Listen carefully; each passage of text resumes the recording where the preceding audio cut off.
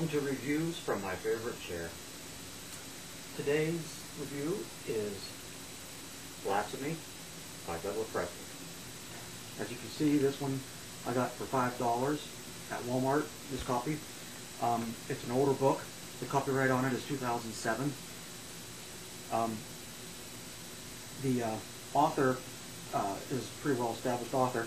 I don't know why this book wasn't better exposed, but it's actually a very good book. I caught my eye just because of the title. I'd never actually heard of the book before I bought it to read it.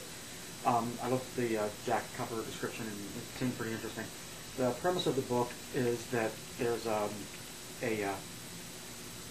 particle collider, like the Large Hadron Collider, only it's in the United States, in Arizona.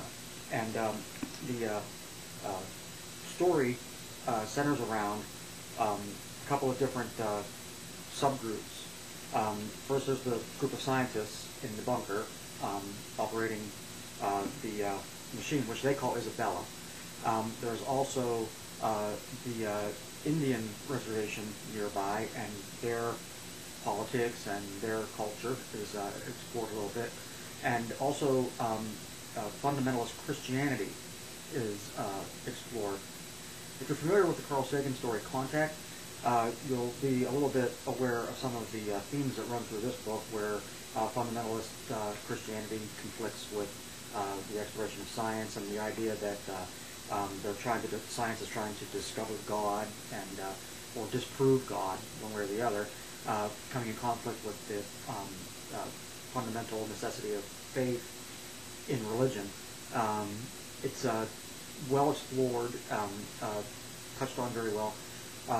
The idea that comes out early in the book, so I won't be really giving anything away here, is that the particle accelerator comes into contact through a breach of the time-space continuum with God, with the Creator. The God that's described in the book is not a personal God. It's not even a God that in particular is concerned with humanity. It's a God who wants to make humanity come to its fullest potential so that it can join all the other races that have come to their full potential and become a part of the great mind that's helping the universe figure out a way to avoid its eventual heat death. So it's a pretty interesting concept.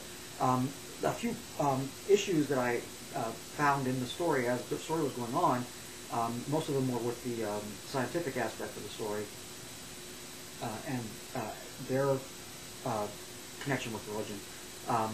Of course, all of the scientists in the story are basically skeptics. A few of them are outright atheists. And through this contact with this idea of God, I think they a little bit too easily became swayed to believe that it was God. Although at the end of the story, that sort of is, that problem is reconciled psychologically a little bit, but not quite really enough to make it actually a believable concept. But if you're willing to overlook that flaw in the story, it's actually pretty well handled. The characters are pretty much just, the same kind of characters you find in every story. The fundamentalist Christians are pretty much cookie cutter. The action scenes are pretty well handled. There's some interesting science run into the story. So if you're an atheist like myself and have an interest in science and its relationship with the divine, then yeah, it's a good read. I recommend it. Thank you.